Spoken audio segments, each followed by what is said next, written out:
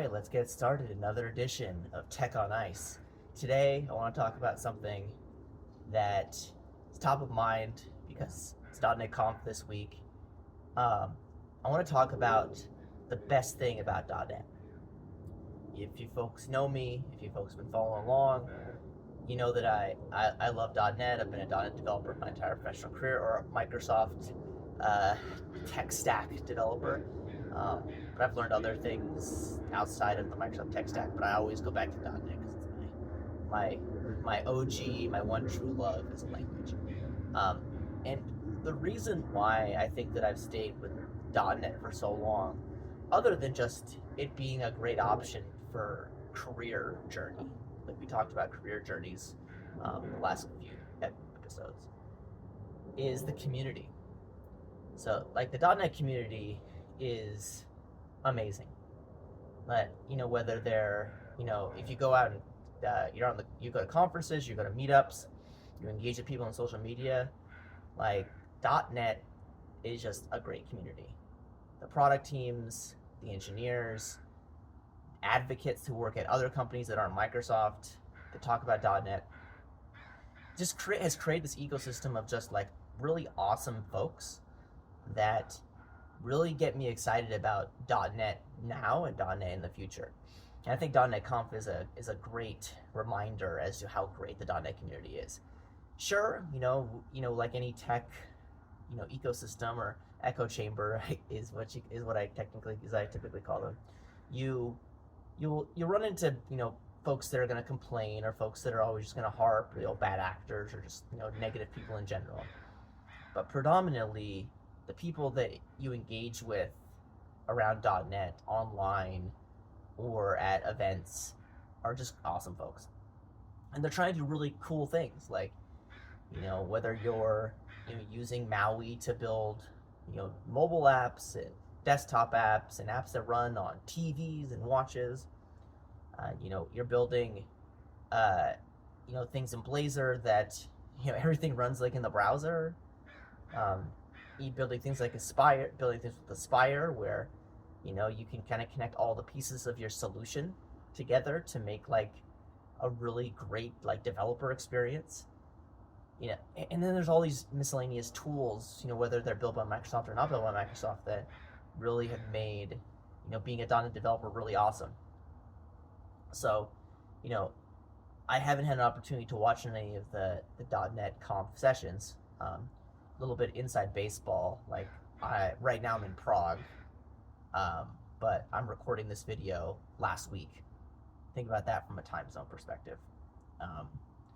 So I haven't had a chance to watch any of the sessions yet, but I know that day one talking about all the great things that are coming out in .NET 9, and day two talking about all the cool things that you can build with .NET 9, and then going on to the community stuff where folks are taking time out of time out of their life to talk about why they love .NET and the cool things they're building with .NET. Just really inspiring, and it makes me want to jump in and play with some of these different technologies, right? I think the next few episodes, I think I'm going to talk about like individual pieces of .NET, because I think that's something that folks might like. But in general, like .NET is awesome, and I'm glad that I'm a part of this community. I highly recommend if you're already in the .NET community, awesome. Like, please comment down below what you love about .NET. But if you're just coming to this video from, if you're a JavaScript developer or a Go developer or any other language, like, give .NET a chance, because I think .NET really has a really great way of solving specific problems. Is it the best language for every problem? No, we've talked about this before, but I think that it is a great option for a lot of problems. So I recommend, open up Visual Studio Code, download the C# Dev Kit, and start building things in .NET. That's absolutely free. Or if you have a Windows computer, like, get the community edition of Visual Studio. That's also free. And start building awesome things in .NET. And I look forward to seeing where .NET is going. Not because it's run by a company that has a bunch of developers and engineers and money, but It's because the people that are involved with .NET really care, and they're gonna push .NET forward. So I'm excited to see what .NET looks like in a few years, because we're getting to the point now where building apps is really weird, right? Like every app now has to be infused with AI. Every app needs to be cloud native, quote unquote. Every app needs to do this. Every app needs to do that.